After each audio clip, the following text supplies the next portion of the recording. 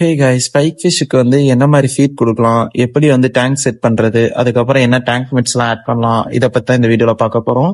இதை பத்தி ஃபுல்லா பாக்குறதுக்கு முன்னாடி நம்ம சேனலை புதுசா பாக்குறவங்க யாராவதுங்கன்னா மறக்காம சப்ஸ்கிரைப் பண்ணிட்டு பாருங்க. அப்பதான் நான் டெய்லியும் போடக்கூடிய மான்ஸ்டர் ஃபிஷ்ஷோட வீடியோஸ் உங்களுக்கு கரெக்டா வரும். ஸோ சப்ஸ்கிரைப் பண்ண மறந்துடாதீங்க. இப்போ வீடியோக்குள்ள போயிடலாம். ஃபர்ஸ்ட் இந்த பைக் ஃபிஷ்ஷை பொறுத்த வரைக்கும் இது வந்து ஒரு பிகினருக்கான ஃபிஷ்ஷே கிடையாது. ஏன் சொல்றேன்னா இது ரொம்ப கேர் எடுத்து பாத்துக்கிற மாதிரி இருக்கு. அப்படி இருக்கிற ஒரு பிகினர் கிட்ட இந்த ஃபிஷ்ஷை கொடுத்தோம்னா அவங்க அந்த அளவுக்கு கேர் பண்ண தெரியாம பண்ணி அதை கொண்டுருவாங்க. ஸோ பிகினர்ஸ் யாரும் இதை வந்து ட்ரை பண்ணாதீங்க. எக்ஸ்பீரியன்ஸ் இருக்கவங்க மட்டும் ட்ரை பண்ணுங்க. ஃபர்ஸ்ட் இதோட தண்ணில இருந்தே ஆரம்பிச்சிடலாம். இதோட தண்ணியை பொறுத்த வரைக்கும் நீங்க போர் வாட்டர்ல இந்த ஃபிஷ்ஷை வளர்க்க முடியாது. அப்படி விட்டீங்கன்னா சீக்கிரமாவே செஸ் ஆகி செத்துரும். ஸோ போர் வாட்டரை நீங்க அவாய்ட் பண்ணிடணும். நெக்ஸ்ட் அதே மாதிரி நல்ல தண்ணிலாம் இந்த பைப்ல வரும்ல, அதை பிடிச்சிட்டு வந்து நான் டேங்க்ல விட்டுறலாம். விட்டு அதுக்கப்புறம் இந்த ஃபிஷ்ஷை விட்டோம்னா ஃபிஷ்ஷுக்கு ஏதாவது ஆகுமான்னு கேட்டா கண்டிப்பா ஆகும். அப்பவும் ஃபிஷ் வந்து செத்துரும்.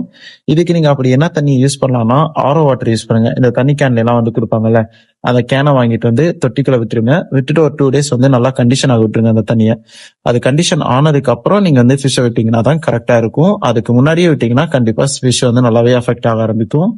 ஸோ இதுல கேர்ஃபுல்லா இருந்துக்கோங்க. அடுத்தது தண்ணியில வந்து நீங்க ரொம்ப ஆக்சிஜன் லெவல் அதிகமா மெயின்டைன் பண்ற மாதிரி இருக்கும். ஸோ நீங்க வந்து மோட்டர் வந்து எப்பவுமே 24 hours ஓடிட்டு இருக்க மாதிரி வச்சுக்கோங்க. பவர் கட் ஆனாலும் கொஞ்சம் கஷ்டமாயிரும். அதனால வந்து அதெல்லாம் கரெக்டா பார்த்துட்டு செட் பண்ணிடுங்க. இதோட ஃபீடிங் எடுத்தோம்னா கோல்டு ஃபிஷ் கொடுக்கலாம், ஜீப்ரா கொடுக்கலாம். இதெல்லாமே வந்து அதோட சைஸை பொறுத்து அந்த ஃபிஷ்ஷோட வாய்க்குள்ள எதெல்லாம் நுழையுமோ அதெல்லாம் நீங்க வந்து ஃபீடா கொடுக்கலாம். ஆனா நீங்க வந்து பெல்லட்ஸ் கொடுத்தாலும் எடுத்துக்காது, ஃப்ரோசன் ஃபுட்ஸ் கொடுத்தாலும் எடுத்துக்காது.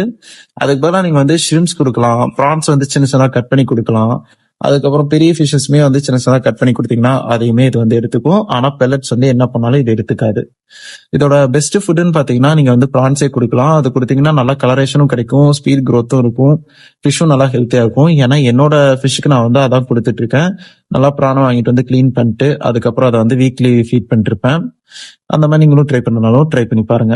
நெக்ஸ்ட் இதோட டேங்க் மெட்ஸை பொறுத்த வரைக்கும் நீங்க வந்து அக்ரெசிவ் ஃபிஷ்ஷோடையும் விடலாம், பிரெடேட்டர் ஃபிஷ்ஷோடையும் விடலாம்.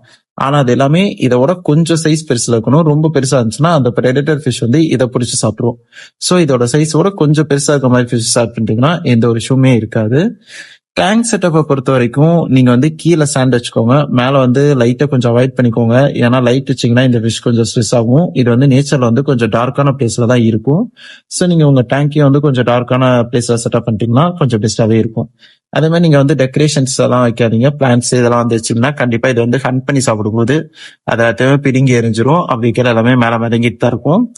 இது வந்து வேஸ்ட் அதிகமா ப்ரொடியூஸ் பண்ணும். ஸோ நீங்க வந்து அந்த வேஸ்ட்டுக்கு ஏற்ற மாதிரி ஃபில்ட்ரேஷனும் வந்து நல்லா ஹார்டா வச்சிருந்தீங்கன்னா உங்க டேங்க் வந்து கரெக்டா மெயின்டைன் ஆகும். ஒரு எக்கோ சிஸ்டமும் வந்து ப்ராப்பரா செட்டப் ஆகும். இல்லைன்னா உங்க ஃபிஷ் வந்து டிசீஸ் வர ஆரம்பிக்கும். மெயினா வந்து இந்த டியூபிஃபெக்ஸ் வார்ம்ஸ் சொல்லுவாங்கல்ல, வால்ல வந்து ஒரு புழு மாதிரி ஒன்று ஒட்டிட்டு வரும்ல, அது கண்டிப்பா வரும். ஏன்னா என்னோட அரப்பைமாக்கே வந்துருச்சு. நான் அதுக்கப்புறம் அதை கிளீன் பண்ணி அதை சரி பண்ண அரப்பைமாவை. அதனால நீங்க வந்து தண்ணியோட கண்டிஷனை கரெக்டா மெயின்டைன் பண்ணிக்கோங்க. வாட்டரோட டெம்பரேச்சரை பொறுத்த வரைக்கும் 4 டிகிரி செல்சியஸ்ல இருந்து 40 டிகிரி செல்சியஸ்க்குள்ளதான் இருக்கணும். அதுக்கு மேல போயிடக்கூடாது. அதுக்கு மேல போயிடுச்சுன்னா இதோட கலரேஷன் ஃபுல்லாவே மாற ஆரம்பிச்சிடும். நல்லா டல் கலருக்கு மாற ஆரம்பிச்சிடும். திரும்ப கலரேஷன் கொண்டு வரது கொஞ்சம் கஷ்டமாயிரும். அதனால நீங்க வந்து அதுலயும் கொஞ்சம் கரெக்டா வச்சு மெயின்டைன் பண்ணிக்கோங்க. கைஸ் இதுல ஏதாவது உங்களுக்கு டவுட் இருந்துச்சுன்னா கமெண்ட் பண்ணுங்க. அப்படியே நெக்ஸ்ட் எந்த ஃபிஷ்ஷை பத்தி உங்களுக்கு தெரிஞ்சுக்கணும்னாலும் அதையும் கமெண்ட் பண்ணுங்க. கண்டிப்பா நான் வீடியோ மேக் பண்றேன். நெக்ஸ்ட் வீடியோல பார்ப்போம்.